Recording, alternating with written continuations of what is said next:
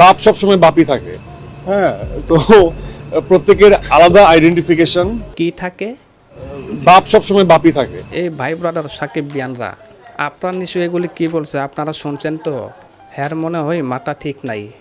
আফরান নিশো আমার কাছে মনে হচ্ছে কেউ 20 বছরের সুপারস্টার হয়, ও 2টা মুভি করে সুপারস্টার।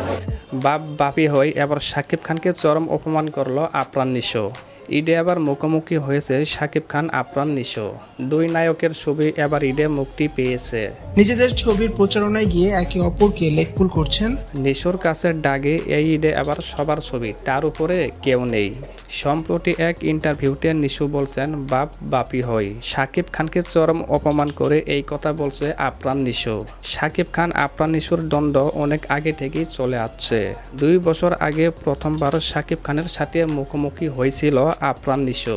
শাকিব খানের প্রিয়তমার সাথে লড়াই করছিল আফরান নিশোর সুরঙ্গ। সেই সময়ও নিজেকে 1 নাম্বার দাবি করছিল নিশো। একটি প্রোগ্রামে শাকিব খানকে নিয়ে ইচ্ছে করে বেফাঁস মন্তব্য করেছিলেন আফরান নিশো। যেখানে শাকিব খানকে শখ জ্ঞানে ছোট করছিল নিশো, যা রীতিমতো ভাইরাল হয়েছিল সামাজিক যোগাযোগ মাধ্যমে। জানিয়ে সাকিবিয়ানরা ক্ষোভ ঝেড়েছিলেন। তবে 2 বছর পরও শাকিব খানের বরবাদের মুখোমুখি হয়েছেন আফরান নিশোর ডাগে সিনেমা। নিশো আবারও বললেন বাপ বাপি হয়। কেন শাকিব খানকে যেন কোনো আমলেই নিলেন না আফরান নিশো। মাত্র 4 দিন হতে আফরান নিশোর ডাগে সিনেমাকে সুপারহিট ঘোষণা করা হয়েছে, যা নিয়ে শুরু হয়েছিল নতুন করে সমালোচনা। তবে দর্শকের চাপে এরই মধ্যে ডাগে সিনেমার 10টি শো বাড়ানো হয়েছে। আগামী 3 দিনের টিকিটও বুকড হয়েছে। পিছিয়ে নেই শাকিব খানের বরবাদ সিনেমা।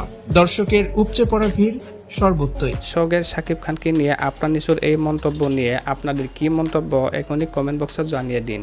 আর বরবাদ সিনেমা ভালো হয়েছে না ডাগে সিনেমা ভালো হয়েছে সেটাও কিন্তু কমেন্ট বক্সে কমেন্ট করতে ভুলবেন না।